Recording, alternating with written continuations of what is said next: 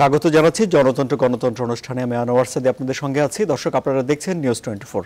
আমাদের আলোচনার বিষয় রাজনীতি ও নির্বাচন। জি, আপনারা জানেন যে নারায়ণগঞ্জ সিটি কর্পোরেশনের নির্বাচনের ফলাফল হয়েছে। নির্বাচনের পর এই নিয়ে নির্বাচনের ফলাফলের পরে 15 ঘন্টা পর বিএনপি একটি বিচার বিভাগীয় তদন্ত কমিটি চাইছে। বিএনপি নেতা গয়েশ্বরচন্দ্র রায় বলছেন নির্বাচন ফেয়ার, ফল্ট হয়েছে আনফেয়ার। এবং প্রধানমন্ত্রী শেখ হাসিনা সবশেষ তিনি যখন আইভি দেখা করতে গেলেন তিনি বলেছেন যে যারা অপপ্রচার চালায় আওয়ামী লীগের অধীনে সুষ্ঠু নির্বাচন সম্ভব নয়, নারায়ণগঞ্জের নির্বাচন তাদের জন্য একটি জবাব। তাই আমাদের এই বিষয়ে আলোচনা হচ্ছে। আমাদের আলোচনার বিষয়ও রাজনীতি এবং নির্বাচন। আলোচনার জন্য স্টুডিওতে আমাদের আমন্ত্রিত অতিথি 3 জন। আমার সঙ্গেই রয়েছেন জনাব রিয়াজউদ্দিন আহমেদ, তিনি সম্পাদক নিউজ টুডে। আমার সঙ্গে রয়েছেন অবসরপ্রাপ্ত ব্রিগেডিয়ার জেনারেল জনাব এম সাখাওয়াত হোসেন, তিনি সাবেক নির্বাচন কমিশনার, এবং রয়েছেন নির্বাচন পর্যবেক্ষণ সংস্থা জানিপোপের chairman professor doctor Nazmul Hasan Karimullah. আপনাদের 3 জনকে স্বাগত জানাচ্ছি। রাজনীতিবিদদের আলাপ আলোচনা নাই গেলাম। জনাব রিয়াজউদ্দিন আহমেদ, আপনার বক্তব্য শুনি। নির্বাচন এবং তার ফলাফল কেমন হলো? নির্বাচন ভালো হয়েছে। আমি বলেছি যে ভেঙে পড়া নির্বাচনের একটা পুনর্জীবন নারায়ণগঞ্জে লক্ষ্য করা গেছে। তো সেই নির্বাচনের ফল নিয়ে যদি কারো মনে কিছু থাকতে পারে, কিন্তু নির্বাচন ভালো হয়েছে। এবং শুধু নির্বাচন ভালো হয় নাই, নির্বাচনকে কেন্দ্র করে একটা রাজনৈতিক উৎসব হয়েছে নারায়ণগঞ্জে, যেটা অনেক দিন আমরা দেখি না। 2014 পর থেকে প্রায় দেখিই না বলতে গেলে। যে কটা নির্বাচন হয়েছে, যেভাবে হয়েছে, তার থেকে এই নির্বাচনটা একটা ব্যতিক্রম। তো এই ব্যতিক্রমের কারণেই এই নির্বাচনটা অনেক দিন আমাদের রাজনীতিতে প্রভাব ফেলবে। এবং সবার মুখে একটাই কথা যে নির্বাচন যদি এরকম হয় তাহলে তো ভালো। বাংলাদেশের নির্বাচন মানে হলো একটা উৎসব। এবং আপনারা দেখেছেন যে নারায়ণগঞ্জে সত্যি সত্যি এটা উৎসব ছিল, এবং একটিও দুর্ঘটনা ঘটেছে আমরা শুনিনি, মারামারি হয়নি। এখন ধরেন এক দল জিতবে এক দল হারবে, এটা তো হবে। এখন যারা হেরে গেছে তারা তাদের মতামত বলেছে। তারা যদি নির্বাচন মনে করে থাকে ফেয়ার হয় নাই, তাদের দৃষ্টিতে ফেয়ার, এটা তাদের ব্যাপার। কিন্তু আমার ধারণা যে জনগণের চোখে এটা একটা মানে ভালো নির্বাচন হয়েছে, এটা ফেয়ার নির্বাচন হয়েছে। এবং এইটা নিয়ে অনেক কথা আছে। যেমন ধরেন এই নির্বাচনটা সরকারের দিক থেকে কি কোনো মেসেজ দেওয়ার চেষ্টা করেছে যে ভবিষ্যতের রাজনীতি এরকম চলবে, ভবিষ্যতের ইলেকশন এরকম চলবে, ভবিষ্যতের মানে রাজনীতিতে সরকারি কোনো নির্বাচনে সরকারি কোনো প্রভাব কাজ করবে না, এ ধরনের কোনো মেসেজ কি বার্তা কি সরকারের দিক থেকে দিয়েছে? বা আগামী নির্বাচন আজকে কে বলেছে, ওবায়দুল কাদের না কে যেন, যে ভবিষ্যতের নির্বাচন এরকমই হবে? তোফায়েল আহমেদ বলেছেন যে এই সরকারের অধীনেই জাতীয় নির্বাচন হবে, এরকমই হবে, জাতীয় নির্বাচন হবে। এবং বিএনপি যদি সেই নির্বাচনে অংশ না নেয় তাহলে দলটি নিজের সর্বনাশ নিজেই করবে। সেটা বিএনপির বিবেচনা এবং ওনার মন্তব্য। আর বিএনপি যে এই নির্বাচনে অংশগ্রহণ করলো, এটা বিএনপির, আমি তো মনে করি বিএনপির অনেক লাভ হয়েছে। লাভ হয়েছে এই জন্য যে নিষ্ক্রিয় কর্মীরা সক্রিয় হয়েছে, তারা রাজনীতির মাঠে সরব ছিল, যেটা দীর্ঘদিন তাদেরকে সরব হইতে দেওয়া হয় নাই। তারা একটা গণতান্ত্রিক স্পেস পেয়েছিল সেখানে, তারা তাদের কথাগুলি বলেছে, তাদের প্রতীককে মানুষের কাছে নিয়ে যেতে পেরেছে। ভোট যাই পাক সেটা হয়তো কাঙ্ক্ষিত মাত্রায় তারা পায় নাই, কিন্তু বিএনপি নির্বাচনের যাওয়াটা জনগণ ইতিবাচকভাবে নিয়েছে। জি, অবসরপ্রাপ্ত ব্রিগেডিয়ার জেনারেল জনাব এম সাখাওয়াত হোসেন, আপনি নির্বাচন কমিশনে ছিলেন, নির্বাচনের ভেতরে বাইরে অনেক কিছুই আপনি জানেন। আপনার কাছেই জানতে চাই, তাহলে রুহুল কবির রিজভী যে অভিযোগ আনলো বিএনপির মুখপাত্র হিসেবে, যে একটি সুষ্ঠু নির্বাচনের বাহ্যিকভাবে বাতাবরণ তৈরি করা হয়েছে এবং আইভীকে বিজয়ী ঘোষণা করা হয়েছে, আপনার কাছে কি মনে হয়েছে যে এরকমটি হওয়ার কোনো সুযোগ এই নির্বাচনে ছিল? আমি কালকের থেকে কিন্তু একটা কথা বলে আসছি, কালকে দুপুর থেকে বোধহয়, তার আগের থেকে এই নির্বাচনের অনেকগুলো বৈশিষ্ট্য আমি দেখলাম। প্রথমত হচ্ছে যে গভর্নমেন্ট অফ দ্য ডে যেরকম ধরনের কোঅপারেশন করা দরকার ঠিক সেরকম ধরনের অ্যাসিস্ট্যান্স অ্যান্ড কোঅপারেশন দিয়েছে। এটা বলে একটা ভালো ইলেকশন হতে হলে ইলেকশন কমিশনকে কোঅপারেট করার জন্য গভর্নমেন্ট অফ দ্য ডে হচ্ছে প্রথম স্টেক হোল্ডার, পলিটিক্যাল পার্টিজ একটা স্টেক হোল্ডার, ক্যান্ডিডেট একটা স্টেক হোল্ডার, মিডিয়া একটা স্টেক হোল্ডার, সিভিল সোসাইটি একটা স্টেক হোল্ডার। এখন ওই থিওরিতে যদি আমি নারায়ণগঞ্জ ইলেকশনটা দেখি তাহলে এটা পারফেক্ট একটা চিত্র আমার কাছে ফুটে ওঠে। গভর্নমেন্ট অফ দ্য ডে বলেছে যে we want a good election, এটা কিন্তু আমার কথা নয়, মাননীয় প্রধানমন্ত্রী নিজেই বলেছেন এবং একাধিক মন্ত্রী মহোদয় এই কথা বলেছেন, কোট আনকোট ওনাদের কথায়। কাজে আমার পারসেপশন এটা নয়, এটি কথা। কাজে গভর্নমেন্ট চেয়েছেন যে একটি ভালো ইলেকশন হোক, একটি ভালো ইলেকশন হয়েছে। একটা অ্যাডমিনিস্ট্রেটিভ বিষয় যেটা ইলেকশন কমিশন করার কথা, যে যেটাকে বলে লজিস্টিক সাপোর্ট, ইলেকশন কমিশন সেই লজিস্টিক সাপোর্ট দিয়েছে। থার্ড জিনিস হচ্ছে যে পলিটিক্যাল পার্টি, বোথ দি পলিটিক্যাল পার্টি ক্লিন ইমেজের দুজন ক্যান্ডিডেটকে দিয়েছে। একজন তো অলরেডি ধরুন অতি পরিচিত, একজন কম পরিচিত, আমি বলবো যে নতুন একটা একটা একটা প্ল্যাটফর্মে। সো কন্ডিশন কিন্তু ফুলফিলগুলো হচ্ছে, ক্যান্ডিডেট যদি ভালো হয় ইলেকশন ভালো হবে, হওয়ার কথা।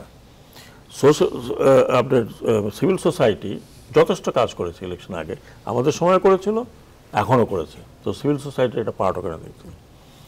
লাস্ট ইলেকশন নারায়ণগঞ্জে মিডিয়া, এখনও মিডিয়া ছিল না যারা ওখানে মানে এক মাস ধরে ছিল না, এইবারও কিন্তু মিডিয়া যথেষ্ট কাজ করেছে, প্রজেক্ট করেছে। লাস্ট আমি বলবো ভোটার, নারায়ণগঞ্জের ভোটাররা কিন্তু অতি উৎসাহী ভোটার এবং গতবারও টেনশন ছিল, টান টান একটা উত্তেজনা ছিল, তার মধ্যেও কিন্তু 69% পিপল হ্যাভ ভোটেড। এবার একটু আমি দেখছি 3% কম। সো অল এই যেটা বলে আর কি, থিওরিতে যেটা বলে যে একটা ভালো ইলেকশন হতে হলে কী উপাদানগুলো দরকার, সেই উপাদানগুলো কিন্তু এখানে দেয়, পারফেক্ট একটা উপাদান। নাও রেজাল্ট আমাকে যদি অ্যানালাইসিস করতে বলেন, মিস্টার সাখাওয়াত, মাই নেম সেক, সাখাওয়াত হোসেন খান, খান লাগে সবাই আমাকে জিজ্ঞেস করে স্যার আপনি কি দাঁড়িয়েছেন নাকি। উনি 96,000 ভোট পেয়েছেন। It's not a matter of joke. মানে এই অবস্থাতে নারায়ণগঞ্জের মতো এলাকা, যেটা আওয়ামী লীগের একদম সুতিকাগৃহ, যেটা আমরা ঐতিহাসিকভাবে যদি দেখি, সেখানে এই অবস্থাতে 96,000 ভোট পাওয়া, যদি ফ্রি অ্যান্ড ফেয়ার ইলেকশন না হতো 96,000 ভোট পেত না। কারণ এর আগের ইলেকশনগুলো তো মানে এর আগের ইলেকশন অবিশ্বাস্য রকমের বিএনপির প্রার্থীরা ভোট পেয়েছে। না, বিএনপির প্রার্থী তো আগের ইলেকশনে উইথড্র করে। না না, এটা না, আমি বলছি অন্যান্য ইলেকশনগুলোতে। সো 96,000 ভোট পাওয়া কম কথা নয়। অ্যান্ড সেলিনা হায়াত আইভী যখন লাস্ট টাইম ইলেকশন করে তখন 1,13,000 ভোটে ব্যবধানে জিতেছিল। এবারের ব্যবধান কিন্তু কম, 77,000। তো সেই দিক থেকে আমি মনে করি যে বিএনপির যে ক্যান্ডিডেট, বিএনপি কী বলছে না বলছে ওটা পরে আসছে, BNP candidate should be very happy. তার কারণ হচ্ছে এই অবস্থাতে তাদের 96,000 ভোটার ভোট দিয়েছে। প্লাস আমার কাছে আজকে সকালে যেটা আমি দেখলাম, বোধহয় প্রথম আলোতে আছে, কাউন্সিলর 12 জন কিন্তু বিএনপির, 11 জন আওয়ামী লীগের, আর দুইজন বোধহয় জাতীয় পার্টি, বাকি বাসদ, তিনজন জাতীয় পার্টি, একজন বাসদ। হ্যাঁ, তাহলে আমি ঠিকই লিখেছি। তো তাহলে আপনি দেখুন কম্বিনেশনটা কীরকম। কাজে একটা ইলেকশন ভালো হয়েছে কি না হয়েছে সেটা তো প্রথমগুলো এই উপাদানগুলোতে আমরা দেখতে পারি। দ্বিতীয় জিনিস হলো একটা টার্ম আছে which is known as perception of electoral integrity। কতগুলো ইয়ার্ডস্টিক আছে, আপনি মার্কিং করবেন এটাকে, যে পারসেপশনটা আপনার কী হচ্ছে, ইলেকট্রাল ইন্টিগ্রিটি, মানে ইলেকশনটা কেমন হয়েছে, ভোটারদের পারসেপশনটা কি, জনগণের পারসেপশনটা কি। জনগণের পারসেপশন, ভোটার পারসেপশন যদি মনে হয়, একটা ভোটার যদি মনে করে আমি ভোট দিতে পেরেছি, আমার ভোটটা যেখানে দেওয়ার আমি সেখানে দিয়েছি, আমার ভোটটা ট্রান্সলেট হয়েছে, যার জেতার কথা সে জিতেছে, সেটা যদি হয় তাহলে এই ধরনের প্রশ্ন করা আমার মনে হয় যে যারা প্রশ্ন করছেন, আমি জানি না দলীয় প্রশ্ন কিনা, আর কিনা এগুলো প্রশ্ন করা মানে হচ্ছে যে আমি কি বলবো মানে আমাদের রাজনৈতিক সংস্কৃতিতে কোনো পরিবর্তন আসছে না। আমার মনে হয় নাও উই শুড, হ্যাঁ যখন ইলেকশন খারাপ হয় ডেফিনেটলি আপনি চ্যালেঞ্জ করবেন, এবং চ্যালেঞ্জ করবেন আপনি কোর্টে যেতে পারবেন, কিন্তু একটা যখন পারসেপশন হোল কান্ট্রি ইলেকশন যখন চলছিল বেলা 11টার দিকে কিন্তু বিএনপি থেকে প্রেস কনফারেন্স করে বলা হয়েছে নির্বাচন ভালো হচ্ছে। না, আমি ওই প্রসঙ্গেই এটল যাচ্ছি না, কি ভালো কখন বলেছে কখন বলেনি। মোদ্দা কথা হচ্ছে যে একটা পারসেপশন অফ দি ইলেকশন যদি সবাই মনে করে ভালো হয়েছে, ভোটাররা যদি মনে করে ভালো হয়েছে, ওখানকার লোকে যদি মনে করে ভালো হয়েছে, তাহলে আর যতজনই বলুক যেটা ভালো হয়নি, that does not logically stand. দুনিয়ার কোথাও কিন্তু এই ঘটনা মানে যারা থিওরি লিখেছেন on election and electoral administration, electoral governance, বড় বড় থিওরি বড় বড় পণ্ডিতরা লিখেছেন, তাহলে তাদের থিওরিগুলো আমি বলবো যে অ্যাবসলিউটলি বকওয়াস। That is not true. তো কাজে আমাদের এই যে একটা সংস্কৃতি, এটা আমাদেরকে মতো পরিবর্তন করা দরকার। হ্যাঁ, খারাপ ইলেকশনের আগে হয়েছে, সেটা আমিও বলেছি যে খারাপ ইলেকশন হয়েছে, that election was bad, those election was bad. কেন ব্যাড হয়েছে সেটা একটা গবেষণার ব্যাপার। এটা কেন এত ভালো হলো, বাকিগুলো কেন ভালো হতে পারলো না, ওটা একটা গবেষণার ব্যাপার। তো কাজেই এখানে পার্টির যে রোল, সে পার্টির রোল কিন্তু দে প্লেড ওয়েল টিল কিন্তু লাস্টে একদম প্লেড ওয়েলের পরে মানে আমি জানি না কেন ওনারা বলছে এটা ওনাদের পার্টির কথা না এটা ওনাদের ব্যক্তিগত কথা যে জুডিশিয়াল ইনকোয়ারি করতে হবে। জুডিশিয়াল ইনকোয়ারি কীভাবে করবেন? মানে কাজেই আমার মনে হয় যে এতে হয় কি, যেটা আমি মনে করি, আমি খুব স্ট্রংলি কথাটা বলছি, এই যে 96,000 লোক ভোটাররা একজনকে ভোট দিল, আপনি তাদেরকে একবার থ্যাঙ্কসও দিবেন না। আপনি তাদেরকে, they are your supporter, you must thank them যে তোমরা আসছো, ভোট দিছো, we are very much happy যে 96,000 ভোট। হ্যাঁ, আমরা হেরে গেছি, হয়তো আমরা কেন হেরেছি আমরা একটা বিশ্লেষণ করছি, হয় প্রত্যেক পার্টি, আমেরিকাতে করছে না, আমেরিকা তো। বাট আমি মানে বিএনপি কি বলছে না বলছে আমি বলছি না, আমি আমার নিজের জ্ঞানের লব্ধ কথাগুলো আপনাকে বললাম। জি আচ্ছা, অনেক ধন্যবাদ। আমি একটু যেতে চাই জনাব প্রফেসর ডক্টর নাজমুল হাসান কলিমুল্লাহ, একই প্রশ্ন আপনার কাছে করছি। বিএনপি যে অভিযোগ করছে এবং বিচার বিভাগীয় তদন্ত কমিটি দাবি করছে, আসলে কি ওখানে ওরকম কোনো কারচুপির সুযোগ ছিল কিনা এই নির্বাচনে? দেখে আপনি তো পর্যবেক্ষক, কি মনে হলো?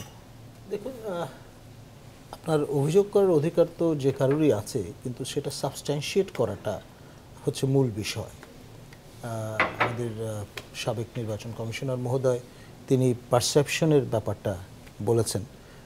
তার সঙ্গে আমি যেটা যুক্ত করব সেটি হচ্ছে যে আপনার স্থানীয় যারা জনগোষ্ঠী অর্থাৎ ভোটার এবং যারা অপ্রাপ্তবয়স্ক ভোটার নন, তাদের সঙ্গে যদি আপনি আলাপ করেন, তারা আমার ধারণা একেবারে পুরো বিষয়টাকে তুড়ি মেরে উড়িয়ে দেবেন। কোনো অবস্থায় এটা কগনিজেন্সে নেওয়ার কোনো কারণ নেই। কারণ আপনার শুধুমাত্র নির্বাচন দিবসটাই তো একমাত্র বিচার্য বিষয় নয়। শুরু থেকে একবারে সেই স্কেডিউল ঘোষণার আগ থেকে শুরু করে নির্বাচন পূর্ব যে অধ্যায় এবং এখন যে নির্বাচন পরবর্তী অধ্যায় চলছে, এই পুরো মৌতাদ এবং মেজাজের সঙ্গে এ ধরনের অভিযোগ আসলে যায় না। এখন সাখাওয়াত ভাই যথার্থই বলেছেন যে আপনার যে পুরনো রাজনীতির যে সংস্কৃতি আমাদের, মানে অদ্ভুত একটা কয়নেজ হয়েছে না এবার, যে নির্বাচন ফেয়ার হয়েছে, গণনায় ঝামেলা আছে। মানে এটা তো বিচ্ছিন্নভাবে দেখার কোনো সুযোগ নেই। কি নির্বাচন ফেয়ার হয়েছে, ফল আনফেয়ার, মানে এরকমের ফ্যালাসিক্যাল মানে একটা স্টেটমেন্ট অনেক চিন্তা করে কিন্তু বের করতে হয়, কষ্টসাধ্য একটা বিষয়। তো এটা নিয়ে আসলে পর্যালোচনা করতে যাওয়াটাও আমি মনে করি এক ধরনের মুখ্যতা শামিল হবে। জি, কিন্তু আমাদের রাজনীতিতে কিন্তু সূক্ষ্ম কারচুপির একটা মানে একটা দৃষ্টিভঙ্গি অনেকদিন থেকেই আছে। না, ভালো ইলেকশন পরেও খুব ইন্টারেস্টিং কোন একজন ওখানকার কোন একজন স্থানীয় নেতা বললেন, সবসময় সিরিয়াস কথা বললে তো আবার সবসময় সিরিয়াস হয়ে যায়। স্থানীয় নেতা বললেন, কালকে আমাকে একজন জিজ্ঞেস করলেন যেরকম উনি বলছেন ডিজিটাল কারচুপি হয়েছে। আমি ডিজিটাল তো ব্যবহারই করা হয়নি, আমরা গতবার ইভিএম ব্যবহার করছিলাম, এবার তো ধারে কাছেই যায় নাই। ইভিএম হলে না আপনি বলতে পারেন অ্যানালগ সিস্টেমে নির্বাচন হয়, অ্যানালগ সিস্টেমে ডিজিটাল কারচুপি। আচ্ছা, আমি আরেকটা বিষয় আপনার একটু বিশ্লেষণ শুনতে চাই। জনাব রিয়াজউদ্দিন আহমদ, আপনি শুরু করেছিলেন যে সরকার তাহলে এই নির্বাচন ঘিরে কি বার্তা দিল? সরকারের দিক থেকে বার্তা নিলাম না, কিন্তু জনগণ কি বার্তা দিল যে যদি ক্লিন ইমেজের প্রার্থী হয় তাহলে জনগণ সুন্দর নির্বাচন উপহার দেয়, ব্যাপারটা কি তাই? আগামী নির্বাচন কি তাহলে তারা ক্লিন ইমেজের প্রার্থী চাচ্ছে? ডেফিনেটলি যখন এবং এবার খুব টাকার খেলা হয়েছে এরকম কিন্তু খুব শুনি নাই। দুজনের কারো কাছে টাকা দুইজনই টাকা কম, এই জন্যই বোধহয় টাকার খেলাটা হয় নাই। কারণ আমাদের রাজনীতিতে টাকার তো একটা বিরাট রোল থাকে এবং এটা দলের পক্ষ থেকেও বোধহয় কোনো রকমের মানে ইন্টারভেনশন, ইনজেকশন, সরবরাহের যে ব্যাপারটা টাকা, সেটাও বোধহয় না ওরকম নাই। তো আমাদের রাজনীতিতে তো ওই যে এখন 3G মানে ডিজিটাল ইয়েতে আসছে ওয়ার্ল্ডে, বাট পলিটিক্সে 3G গানস, গুনস এন্ড গোল্ডস এটা দীর্ঘদিন থেকে কিন্তু আছে। যে এইগুলির কিন্তু কোনো দৌরাত্ম্য আমরা নারায়ণগঞ্জে দেখি নাই। খুব এটা নারায়ণগঞ্জের জন্য খুব ব্যতিক্রমী ঘটনা। নারায়ণগঞ্জের ইমেজ কিন্তু 2011 নির্বাচনে তার আগে অনেক খারাপ ছিল, বিভিন্ন কারণে খারাপ ছিল। সেই জায়গা থেকে এইবার ইমেজ রিকভারি হয়েছে, এটাও বোধহয় বলা যায় আমার মনে হয়, নারায়ণগঞ্জের ইমেজ রিকভারি। এবং আপনি যেটা বললেন যে জনগণ ক্লিন প্রার্থী চায় কেন, জনগণ তো সবসময় ভালো লোকের পক্ষে ভোট দিতে চায়, বৃহত্তর জনগোষ্ঠী, কিন্তু ওই বৃহত্তর জনগোষ্ঠীর উদ্যোগটাকে নষ্ট করে দেয় মুষ্টিমেয় কিছু লোক টাকার বিনিময়ে। সেই টাকার খেলাটাও এইবার কিন্তু খুব একটা দেখা যায় না, এটাকেও রুখতে হবে ভবিষ্যতে। এবং জনগণের কাছে জনগণ যে মেসেজটা দিয়েছে যে ভালো লোক হলে, ভালো নির্বাচন হলে, নির্বিঘ্নে ভোট দিতে পারলে মানে এক্সপেক্টেড ফল যেটা এইটা পাওয়া যায়, এটাই আমার মনে হয় জনগণের। আর সরকার থেকে কি বার্তা দিয়েছে এটা তো বলা মুশকিল, গবেষণা করতে হবে। তবে ভালো যদি বার্তা দিয়ে থাকে যে ভবিষ্যতে আমরা ভালো নির্বাচন করতে চাই, রাজনৈতিক উৎসব করতে চাই, নির্বাচন নিয়ে উৎসব করতে চাই, নির্বাচন থেকে সরকারকে, প্রশাসনকে দূরে নিরপেক্ষ ভূমিকা রাখতে চাই, এই বার্তাগুলি যদি হয়ে থাকে তাহলে তো ভবিষ্যতের রাজনীতির জন্য, ভবিষ্যতে গণতন্ত্রের অগ্রযাত্রার জন্য, নির্বাচনের জন্য খুবই সুখবর। জি, জনাব এম শাখাওয়াত হোসেন, তাহলে আওয়ামী লীগের যে অবস্থান যে এই সরকারের অধীনেই নির্বাচন হবে, এই নির্বাচন কি তাদের অবস্থানকে আরো জোরালো করে দিল? দেখুন, কনস্টিটিউশন তো তাই বলে, কনস্টিটিউশনের ভিতরে তো এখন পর্যন্ত কোনো পরিবর্তন আসেনি। নির্বাচন মানে শিডিউলড নির্বাচন যদি হয় তাহলে 2000 অ্যাট দ্য বেস্ট 2018 সালের শেষের দিকে হবে, কারণ জানুয়ারির মধ্যে সম্ভবত শেষ সপ্তাহে হতে পারে। আমার একটা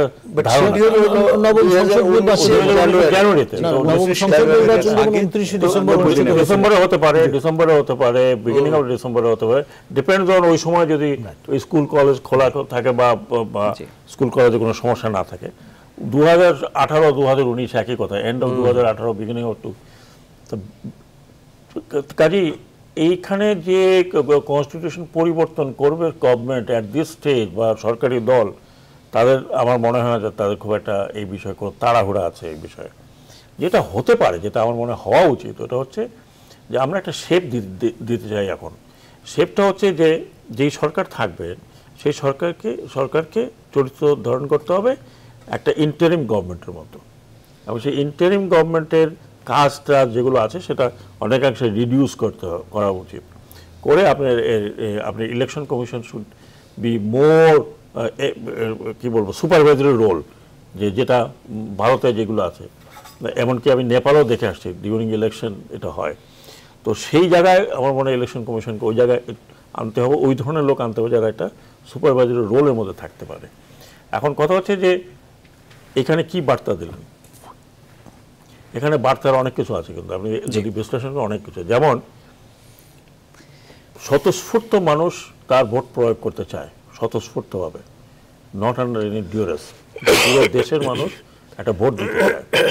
দ্বিতীয় জিনিস হলো যে প্রার্থী জিতেছেন তার সম্বন্ধে আমি যতটুকু জানি, কারণ আমার ওই অভিজ্ঞতা থেকে বলছি এখনও যেটা, তিনি অনেক কাজ করেছেন এবং কাজটা কিন্তু তিনি এক গ্রুপকে নিয়ে করেন না, সবাইকে সাথে নিয়ে করেছেন। এই যে সবাইকে সাথে নিয়ে কাজ করার যে একটা বিষয়, এটাতে কিন্তু হয়তো অনেক দেখা যায় যে বিএনপির যারা সাপোর্টার তারাও তাকে ভোট দিয়েছে, এরকম হতে পারে। তো কাজেই আপনার উন্নয়নের যে ধারাটা তিনি ওখানে করেছেন, তিনি তো নিজেই বলছেন যে আমার কাছে সবাই সমান, সবাই। আজকে উনি সাখাওয়াত সাহেবের বাসায় গেছেন, এটা তো অত্যন্ত একটা ভালো জিনিস। মানে এটা আমি বলবো যে this what should be in our national character. যে কাজেই এই যে একটা নতুন ধারা একটা ওখানে তৈরি হয়েছে, হ্যাঁ আছে, ল অ্যান্ড অর্ডারে নারায়ণগঞ্জের কথা শোনা লাভ দিয়ে ওঠে, সেটা একটা ডিফারেন্ট বিষয়। কিন্তু নারায়ণগঞ্জের লোক তার ভোট দিয়ে এটুকু বলেছে যে বাংলাদেশের সবাই যারা ভোটার তারা ভোটটা দিতে যাচ্ছে। বিশেষ করে যে ইয়াং জেনারেশনের প্রায় 70,000 ভোটার ছিল, দে ওয়ার সো এনথুজিয়াস্টিক। মানে একটা মেয়ে তো বলেই ফেললো যে ঈদের চাইতে আমার কাছে ঈদের চাইতে বেশি খুশি লাগতেছে, আমি ভোটটা দিতে পারছি। This is the human right. আপনি ভোট যদি না দিতে পারে, আপনি যতই তার স্ট্রাকচার উন্নত করেন না কেন, তার মনের ভেতরে ওই কথাটা থাকবে যে I am not party to it, আমি এটা পার্টি না। কিন্তু আমার যেটা মনে হয় যে নারায়ণগঞ্জে সবাই যে they are all party to what is happening in যে ডেভেলপমেন্টটা হচ্ছে, দিস ইজ ভেরি ইম্পর্টেন্ট, খুবই ইম্পর্টেন্ট যখন আমরা গণতন্ত্রের কথা বলি। দ্বিতীয় জিনিস হচ্ছে যে সবসময় আমরা থাকতে কিন্তু বলে আসছিলাম, আমরা অনেক আইন টাইন করলাম যে ক্যান্ডিডেট যাতে মানে মোটামুটি একটা প্রেজেন্টেবল বেটার ক্যান্ডিডেট হয়। এখন দেখেন ওই দিন চলে গেছে, ওই দিন এখন চলে গেছে যে আপনি যাকে তাকে দাঁড়া করে দেবেন, কলা গাছের মতো লোকে এসে ভোট দেবে। আমাদের দেশের ভোটাররা কিন্তু আগেও সচেতন ছিল, এখন আরও বেশি সচেতন হয়েছে। Because of media, because of electronic information তাদের কাছে আসছে, দুনিয়া শুদ্ধ তারা ইলেকশন দেখতেছে। কাজেই যেখানে তারা বেটার ক্যান্ডিডেট পাবে, whether he or she is from this party or that party, they will go for the better candidate. যেটা ভোটটা ভোটের মতো, আমি তো সেটা আগে প্রি কন্ডিশনটা বললাম। প্রি কন্ডিশন হচ্ছে যে আমি ভোটটা যেন দিতে পারি। তাহলে আমার কি দরকার, যদি একটা সরকার যদি মানে উন্নয়ন করে থাকে, তাহলে আমি সেই সরকারকে কেন আবার চান্স দেব না, এটা কথা হলেই। কিন্তু সেই উন্নয়নটার সাথে যেটা দরকার যে আমার রাইটটা প্রোটেক্টেড হয়েছে কিনা, তো সেইগুলো বিষয় কিন্তু আমি নারায়ণগঞ্জে এটা দেখলাম। তো এখানে হয়তো আরো আমি অনেক বিশ্লেষণ করতে পারি, আবারও আসবো, আরো বিশ্লেষণ আপনার কাছ থেকে নিব। কিন্তু তার আগে প্রফেসর ডক্টর নাজমুল হাসান কলিমুল্লাহ আপনার কাছে, তাহলে এই নির্বাচনের ছায়া জাতীয় নির্বাচনে পড়বে কি? দেখুন, এটি স্থানীয় সরকারের একটি প্রতিষ্ঠানের নির্বাচন, কিন্তু হয়েছে দলীয় প্রতীকে। যে পরিমাণ আলাপ আলোচনার দৃষ্টি আকর্ষণ করেছে জাতীয়ভাবে, এটা ওই স্থানীয়তার মাত্রা ছাড়িয়ে গেছে। তো ফলে ডেফিনেটলি এমন একটি সময়ে এর সংগঠনটি বা অনুষ্ঠানটা ঘটেছে, এর আয়োজনটা ঘটেছে, সেটি আপনার নতুন নির্বাচন কমিশন গঠনের ঠিক দোরগোড়ায়, এবং মহামান্য রাষ্ট্রপতি আবার ডায়ালগ চালিয়ে যাচ্ছেন। আপনার রাজনৈতিক দলগুলো একের পর এক যাচ্ছে পালাক্রমে বঙ্গভবনে, এরকম একটি পটভূমিতে কিন্তু এই নির্বাচনটি অনুষ্ঠিত হলো। ফলে এর একটা ছায়া পরোক্ষভাবে হলেও পড়বে ফিল্ড বিল্ডিংয়ের যে প্রক্রিয়াটি তাতে, অর্থাৎ আমরা যে একাদশ সংসদ নির্বাচন, তার সঙ্গে এটার একটা রেফারেন্স পয়েন্ট হিসেবে কাজ করবে। আরেকটি বিষয়, বিএনপিকে এখন তার নিয়মতান্ত্রিক যে রাজনৈতিক কার্যক্রম আছে এই নির্বাচনের পরে, সেসব কার্যক্রমে অংশগ্রহণ করার জন্য একটু ভালো অবস্থান পেল কিনা? অবশ্যই এক অর্থে তো বলবো আমরা যে সর্বাত্মকভাবে নির্বাচন প্রতিহত করবার যে অ্যানার্কিস্ট পজিশন, সেখান থেকে 180 ডিগ্রি সমারসল্ট করে এই যে অংশগ্রহণের যে সিদ্ধান্তটা, সক্রিয়ভাবে মাঠে থাকা, সেটি তারা সপ্রমাণ করেছেন যে তারা নিয়মতান্ত্রিকতায় ফিরে এসছেন। এবং এখন বোধহয় আর যতই নানান রকমের অভিযোগ তারা উত্থাপন করেন না কেন ফলাফল নিয়ে, সেই পুরনো জায়গায় ফিরে যাওয়ার আর কোনো সুযোগ এবং তনু বপু কোনোটাই নেই। তার মানে বিএনপি শান্তিপূর্ণ অবস্থানে থাকবে এবং গণতন্ত্র গড়িয়ে যাবে, এটি আশা করছেন আপনি? জি, আমার মনে হয় আমরা একটা বিরতিতে যেতে পারি এবং বিরতি থেকে ফিরে এসে আমরা আবারও বিশ্লেষণ শুনবো। আজকে স্টুডিওতে বিরতিতে যাওয়ার আগে একটা ফোন নেই, আমাদের সঙ্গে একজন দর্শক আছেন। দর্শক, আপনার নাম পরিচয় জানিয়ে আপনার প্রশ্ন করুন। জি, আসসালামু আলাইকুম। আমার কথা হচ্ছে যে এই যে নারায়ণগঞ্জ সিটি কর্পোরেশন নির্বাচনগুলি যে অনুষ্ঠিত গতকালকে হলো, হ্যাঁ, এটা এখানে কোনো সহিংসতা হলো না। হ্যাঁ, আমাদের নির্বাচনটা অনেক ভালো হয়েছে, এটার জন্য দেশনেতা শেখ হাসিনাকে অভিনন্দন, শুভেচ্ছা জ্ঞাপন করছি আর কি। কিন্তু বিগত যে সংসদ নির্বাচন সহ আপনার পৌরসভা নির্বাচন সহ বিভিন্ন নির্বাচনে যে সহিংসতাটা হলো, হ্যাঁ, অনেক নিরীহ মানুষের জীবন দিতে হলো, এটার দায়ভারটা কে নেবে? হ্যাঁ, আর এই নির্বাচনটা ফেয়ার হলো, কিন্তু বিগত দিন যে নির্বাচনগুলি হলো সেগুলি কেন এরকম ফেয়ার হলো না? আমার প্রশ্ন এটা। প্রশ্ন আমরা নিলাম, বিরতি থেকে ফিরে এসে আপনার এই প্রশ্নের জবাব আমরা নিব। আমাদের অতিথি আছেন তিনজন, আছেন জনাব রিয়াজউদ্দিন আহমদ, আছেন জনাব অবসরপ্রাপ্ত brigadier general M Shakhawat Hossain এবং প্রফেসর ডক্টর নাজমুল হাসান কলিমুল্লাহ। আমাদের সঙ্গে থাকুন দর্শক, বিরতিতে যাচ্ছি।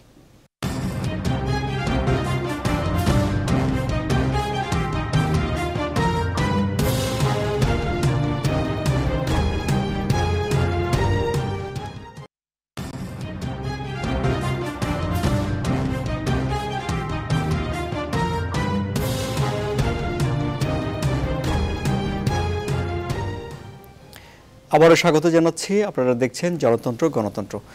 দর্শকের একটি ফোন ছিল, জনাব রিয়াজউদ্দিন আহমেদ। দর্শক জানতে চেয়েছিলেন যে এই নির্বাচন ভালো হয়েছে, কিন্তু আগেরগুলো কেন এমন হলো না?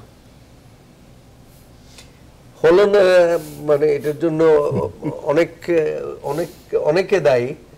তার মধ্যে সরকার, প্রশাসন, আমাদের গোটা রাজনৈতিক ব্যবস্থাপনা, দলীয় দৃষ্টিভঙ্গি, সবকিছু মিলেই ভালো নির্বাচন হয় নাই। আমি তো বলছি যে 2014 সালের পরে কোনো ভালো নির্বাচন বাংলাদেশে হয় নাই। ওটা শুধু আগের গুলি না, 2014 থেকে নারায়ণগঞ্জ ইলেকশন পর্যন্ত যদি ধরেন, তাহলে এই নারায়ণগঞ্জ ইলেকশনটাই একটা ভালো ইলেকশন হয়েছে, এটা উৎসবের রাজনৈতিক উৎসব হয়েছে। আগের গুলি ওরকম ছিল না, এই জন্যই ভালো নির্বাচন হয় নাই। এবং ভালো নির্বাচন কেন হইল এটা নিয়ে তো প্রশ্ন আছে। এটা নিয়ে অনেকে বলছে যে কেন, প্রধান নির্বাচন কমিশনার বলছে যে ভালো দলগুলি যদি সহযোগিতা করে তাহলে ভালো নির্বাচন হইতে পারে, এটা নারায়ণগঞ্জ হইল। আবার অনেকে বলছে যে নির্বাচন কমিশন যদি একটু মেরুদণ্ড সোজা করে দাঁড়াইতে পারে তাহলে এটা ভালো ইলেকশন হইতে পারে। আবার সরকার যদি নির্বাচন থেকে একটু দূরে থাকে, বেশি মানে হস্তক্ষেপ না করে, প্রশাসন যদি হস্তক্ষেপ না করে, এই যে অন্যান্য ইলেকশনে আমরা দেখেছি যে ব্যালট বাক্স স্টাফিং করছে, ব্যালট বাক্স ছিনতাই করছে, ভোট গণনার সময় নানান রকমের অনিয়ম করেছে, এইগুলি এখানে হয় নাই। অতীতে হয়েছে কারণ আমাদের নষ্ট রাজনীতির কারণে। তাহলে রাজনীতির গুণগত পরিবর্তন হয়েছে বলবেন? হওয়ার মানে ইন্ডিকেশন এটা হয়ে গেছে তো বলতে পারবো, পথে মানে শুরু হয়েছে। এটা যদি শুরু হয়ে থাকে ভালো। জি, ওয়েল বিগান হাফ ডান। জি, আমি একটু অবসরপ্রাপ্ত ব্রিগেডিয়ার জেনারেল জনাব এম শাখাওয়াত হোসেন আপনার কাছে যাচ্ছি যে রাষ্ট্রপতির সঙ্গে রাজনৈতিক দলগুলো দেখা করছে। এখন বিএনপি একটি সার্চ কমিটির মাধ্যমে একটা শক্তিশালী নির্বাচন কমিশন চায়। জাতীয় পার্টি মনে করে এই পার্লামেন্টেই যে আইন করার কথা রয়েছে সংবিধান অনুযায়ী, সেই আইনটি করা হোক। ইতিমধ্যে দুই দল থেকে দুরকম কথা শোনা গেল। আওয়ামী লীগের কথা, আওয়ামী লীগ বলছে যে রাষ্ট্রপতি যে সিদ্ধান্ত নেবেন সেই সিদ্ধান্ত আমরা মেনে নেব, সেটি হলো সিদ্ধান্তের বিষয়। কিন্তু নিশ্চয়ই আওয়ামী লীগের দিক থেকেও কোনো না কোনো প্রস্তাব থাকবে। রাজনৈতিক দল হিসেবে তারা তো আর তাদের বক্তব্য খালি মাঠে ছেড়ে দেবে না, দল হিসেবে নিশ্চয়ই অবস্থান নেবে ধারণা করি আমরা। সেই ক্ষেত্রে যদি সার্চ কমিটি হয় তাহলে একরকম, আর যদি আইন পাশ করতেই হয় তাহলে কি এই সংসদে সেটি সম্ভব? হাতে কি সময় আছে?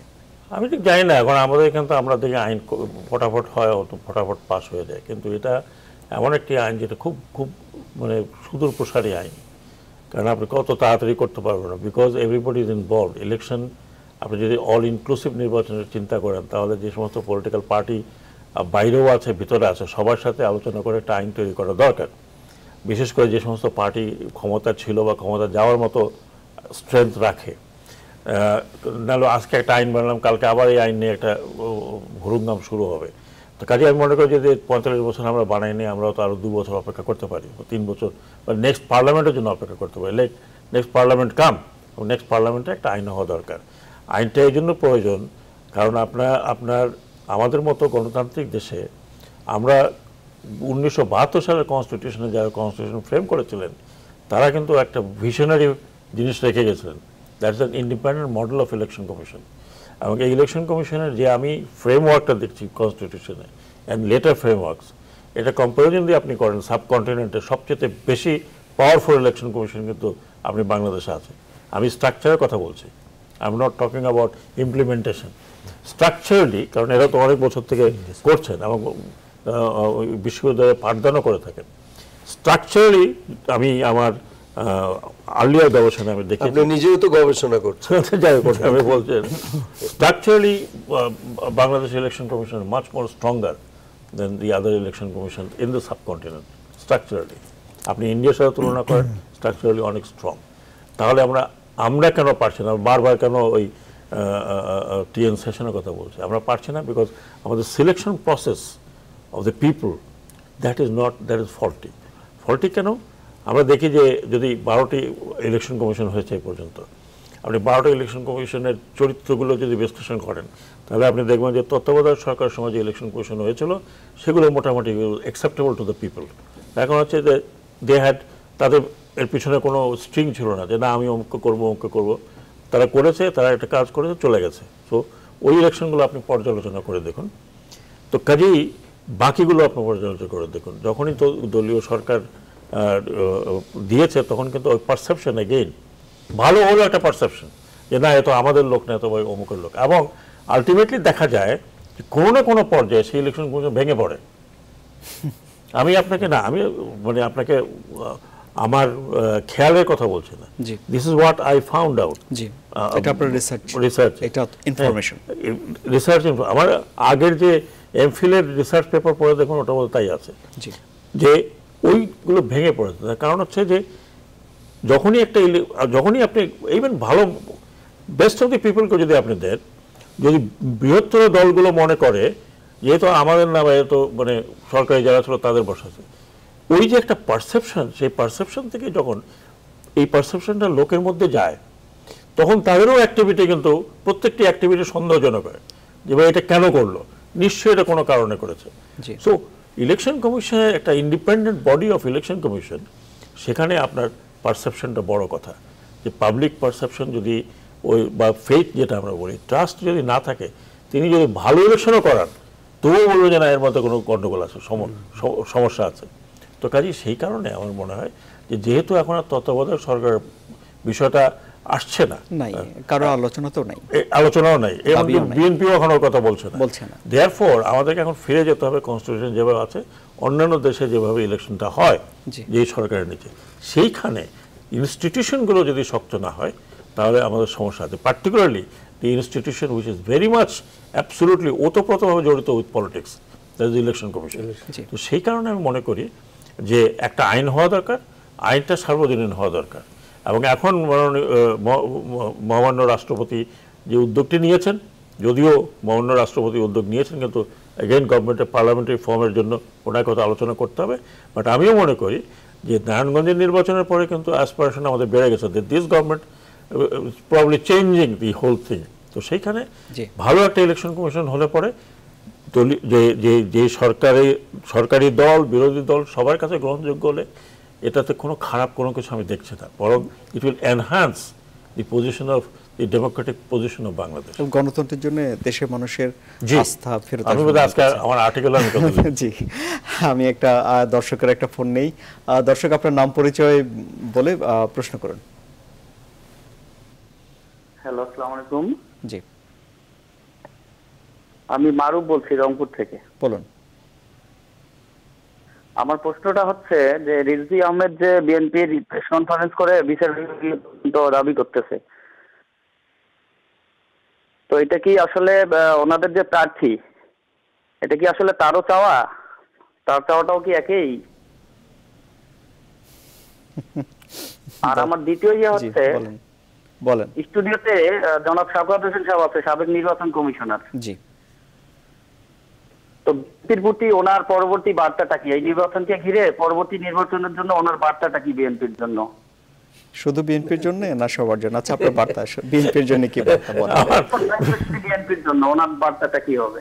আচ্ছা, বিএনপির জন্য তো আমার কোনো বার্তা নাই। আমার সব দলের, রাজনৈতিক দলের প্রতি বার্তা হলো এই যে আমরা একটা ভালো নির্বাচন চাই, আমরা আপনাদের কাছ থেকে ভালো ক্যান্ডিডেট চাই, আমরা আপনাদের কাছ থেকে গণতান্ত্রিক ধারায় যাতে আমরা থাকতে পারি সেটাই চাই আমরা। এবং দেশের যত উন্নয়ন হোক সেটার সাথে গণতান্ত্রিক পরিবেশটা যেন থাকে, আমার ভোটটা যেন আমি সিকিউর ভোটটা হয়, এটাই বার্তা। জি, প্রফেসর ডক্টর নাজমুল হাসান কলিমুল্লাহ, তাহলে যদি আইন করতে হয় নির্বাচনের জন্য, জনাব সাখাওয়াত হোসেন বলছেন যে একটি সার্বজনীন আইন হলে ভালো, তাহলে এটি অনেক আলোচনার দাবি রাখে, অনেকের মতামত নেয়ার দাবি রাখে। আবার সার্চ কমিটি গঠন করে যদি নির্বাচন কমিশনকে শক্তিশালী করা হয়, সেটিও একটি মতৈক্যের ব্যাপার আছে, পছন্দের ব্যাপার আছে। কারণ হলো যে কার পছন্দ গুরুত্ব পেল না পেল সেটি এক ধরনের পাবলিক পারসেপশন তৈরি করবে। সেক্ষেত্রে সামনে নির্বাচন কমিশন আবার ফেব্রুয়ারিতে, খুব বেশি সময়ও নাই হাতে, এটি কি সংকট তৈরি করবে নাকি ঝটপট ঝটপট মীমাংসা হয়ে যাবে, কি মনে হয়? আমার ধারণা প্রক্রিয়াটি কিন্তু শুরু হয়ে গেছে। আপনার যেদিন বিএনপি বঙ্গভবনে গেল প্রতিনিধি দল নিয়ে, সেদিন থেকেই কিন্তু আনুষ্ঠানিকভাবে বরফ গলা শুরু করেছে এবং এটি চলবে।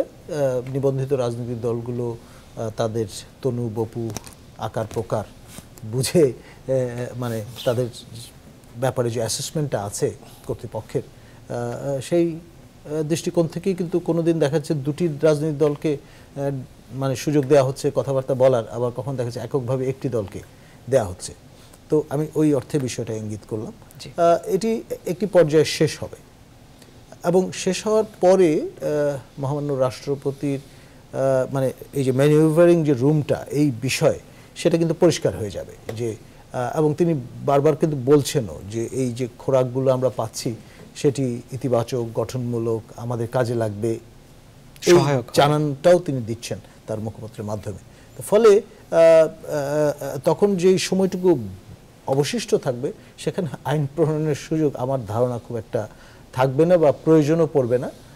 এক ধরনের কনসেনসাস হবে যেটা একটা ম্যাক্সিমাইজ করার মতো আর কি, স্যাটিসফাইসিং একটা জায়গায় গিয়ে একটা কমিশন আশা করি গঠিত হবে এবং সংকট থেকে আমরা উত্তরণ ঘটাতে পারব। আমি শুধু একটু কুইকলি অ্যাড করতে চাই, এই যে যদি এটা মোটামুটি সবার কাছে গ্রহণযোগ্য একটা সার্চ কমিটি হয়, এটা যদি চ্যালেঞ্জ না হয় কোথাও, তাহলে এটাই কিন্তু বেসিস হতে পারে একটা আইনের।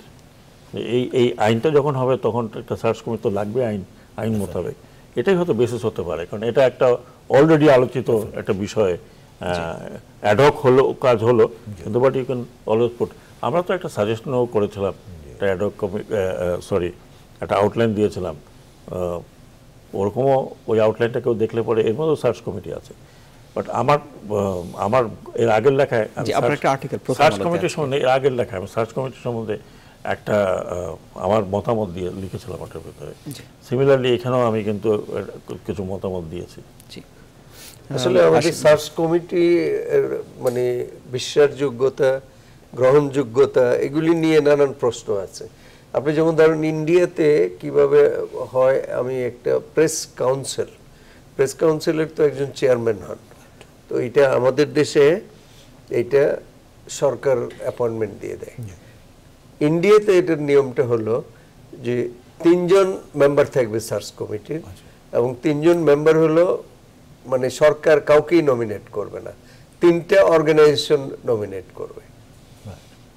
যেমন ধরুন ওই জার্নালিস্টদের বা মিডিয়া রিলেটেড 3টা অর্গানাইজেশন, তো ওইরকম যদি হয় এবং ওখানে হয় তারা চেয়ারম্যানও তারাই মানে ঠিক করবে, এবং চেয়ারম্যান নন নেসেসারিলি যে জুডিশিয়ারির থেকে হইতে হবে, মিডিয়ার থেকে হইতে পারে, কিন্তু আমাদের এখানে এগুলি টাইট রোপের মধ্যে রেখে দিয়েছে। তো এখন যদি এই যে সার্চ কমিটি যেগুলি করা হয় মানে পদাধিকার বলে বিভিন্ন জায়গার থেকে, সেখানে বিশ্বাসযোগ্যতাটা আগে প্রতিষ্ঠা করতে হবে যে তাদের বিশ্বাসযোগ্যতাটা কতটুকু।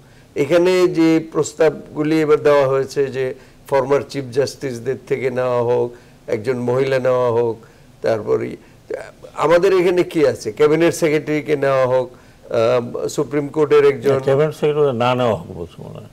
না আগে নিতে হইতো, মুখ্য সচিব বা নিতে হইতো, অ্যাপিলেট ডিভিশনের বোধহয় রিটায়ার্ড একজন জাজ, হোয়াই নট সিটিং জাজ, সেটাও হইতে পারে।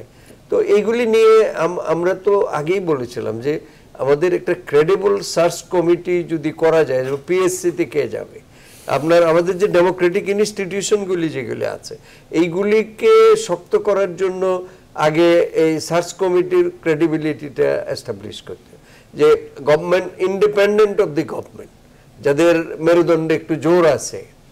এখন আমাদের তো দুর্ভাগ্য যে মেরুদণ্ডটা বেঁকে গেছে, এটাকে সোজা করেন আগে। ভার বেশি কাঁধের মধ্যে। তাহলে এখন প্রশ্ন হলো যে আপনি ঐক্যমতের দিকে যেতে বলবেন নাকি আইনের দিকে যেতে বলবেন? না, এই যে এখন যে এক্সারসাইজ হচ্ছে, একই এক্সারসাইজ কিন্তু আগের ইলেকশন কমিশনের ব্যাপারে একই ঘটনা ঘটেছে। এই খালেদা জিয়ার নেতৃত্বে বিএনপির বিরাট টিম জিল্লুর রহমান সাহেবের সাথে মিটিং করলেন, হাসলেন, ছবি উঠালেন, কিন্তু যাদেরকে দেওয়ার সরকারের দিক থেকে তাদেরকে দেওয়া হলো। এখন বলবেন সরকার দিল না, সার্চ কমিটি দিল। এই জায়গায় সার্চ কমিটির বিশ্বাসযোগ্যতা নষ্ট হয়েছে, কারণ এই কমিশনই যারা আছে বেশিরভাগ লোক একেবারে পলিটিক্যালি আইডেন্টিফাইড পিপল, তো তাদেরকে কেন দেওয়া হলো? এইভাবে যদি এই কাজে করা হয় তখন কি হবে? অথবা একজন বা দুইজন দিলেন, বাকিগুলি আপনি ডাইলুটেড করে দিন। এবং বিএনপিও 2006-এ কিন্তু একই ঘটনা ঘটালো, যখন ইলেকশন কমিশন, ওই যে আপনারা তো তখনও জান নাই, ওই যে আজিজ সাহেবের কমিশনের প্রতি অনাস্থা দেওয়ার জন্য আরো কিছু লোক নেবে, তখন দেখা গেল যে আরো দলের আরো বেশি কমিটেড লোকদের নাম তখন চলে এলো। আমি আমি শুধু লাস্ট শেষ করতে চাই যে অনেকের পারসেপশন, অনেকগুলো জিনিসের পারসেপশন ঠিক নাই। ইলেকশন কমিশন কিন্তু একটা হায়ারার্কিক্যাল জায়গা নয়, ইটস ইকুয়াল জায়গা। হ্যাঁ, আমরা হায়ারার্কিক্যাল, আমি ইটস এ কমিশন। বিএনপিতে পরে দেখলাম একজন সেক্রেটারি হলে তারপরে এডিশনাল সেক্রেটারি কমিশনার হবে, এগুলো ঠিক নয়। It's not hierarchical. হায়ারার্কিক্যাল হলে হবে কি, আপনি তখন এই ফাংশন করতে পারবে না, তখন ফাংশন করতে পারবে না, তখন হয়তো একজন ডমিনেট করবে। ইট কুড বি সিইসি যদি না হয় তাহলে আরেকজন গেটের উপরে চড়ে বসবে। So it has to be at par. এবং পরবর্তী পর্যায়ে একজন কমিশনার থেকেই চিফ ইলেকশন কমিশনার নিয়োগ করা যায়, এরকম অ্যাট পার হতে হবে। সো এটা হায়ারার্কিক্যাল কোনো অর্গানাইজেশন না। জি, অনুষ্ঠান আমরা শেষ করব, তার আগে সবার কাছে দুই বাক্য করে শুনবো। আমাদের বিষয় ছিল নির্বাচন এবং রাজনীতি। আমি আপনাকে দিয়ে শুরু করি, প্রফেসর ডক্টর নাজমুল হাসান কলিমুল্লাহ, দুই বাক্যে এই অনুষ্ঠানের শেষ কথা যদি কিছু আপনি বলতে চান। আমার ধারণা নারায়ণগঞ্জ সিটি কর্পোরেশন নির্বাচনের ফলাফলটি এটি একটি রেফারেন্স পয়েন্ট হিসেবে থেকে যাবে দীর্ঘদিন পর্যন্ত, এবং এখন যেই ফিল্ড বিল্ডিংয়ের কাজটা চলছে সেখানেও কিন্তু এটা একটা ছায়া পড়বে। জি, অনেক ধন্যবাদ।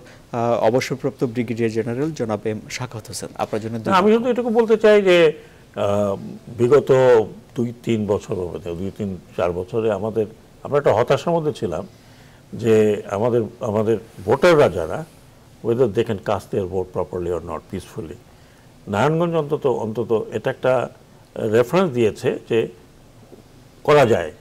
হ্যাঁ, খারাপ হলেও এতদিন খারাপ হয়েছে সেটা সবাই স্বীকার করছেন, কিন্তু আমি সরকারের তরফ থেকে দেখি এটা স্বীকার করেছেন। মাননীয় প্রধানমন্ত্রী নিজেই কাউন্সিলে বলেছেন যে এই ধরনের ইলেকশন আমরা আর এগুলো নিয়ে বোঝা বয়ে বেড়াতে পারবো না। তো দ্যাট মিনস দ্যাট আমরা আশা করছি যে এটা let's say that this is start point, restart point. এবং সেখান থেকে আমি মনে করি যে একটা ফেয়ার ফ্রি ইলেকশন হলে কোনো দলই কিন্তু হারবে না। ফ্রি ফেয়ার ইলেকশন হলে হু নোজ এই গভর্নমেন্টে কন্টিনিউ করবে, আরেক দল হয়তো আরেকটু স্ট্রং পজিশনে আসবে। That's what democracy is. G, news studio সম্পাদক জনাব রিয়াজউদ্দিন আহমেদ, আপনার তো নির্বাচন এবং রাজনীতি, ভালো নির্বাচন হলে ভালো রাজনীতি হবে, ভালো রাজনীতি হলে ভালো নির্বাচন হবে, এটাই আমার। অনেক ধন্যবাদ। দর্শক যারা আমাদেরকে ফোন করেছিলেন তাদেরকে অনেক ধন্যবাদ, যারা আমাদের সঙ্গে এতক্ষণ ছিলেন তাদেরকে ধন্যবাদ, এবং আমাদের অতিথিদের অনেক অনেক ধন্যবাদ জানাচ্ছি আমাদের স্টুডিওতে আসার জন্য। আগামীকাল একই সময় আবারও জনতন্ত্র গণতন্ত্র অনুষ্ঠান হবে, অন্য কোনো বিষয়ে দেখার আমন্ত্রণ রইল।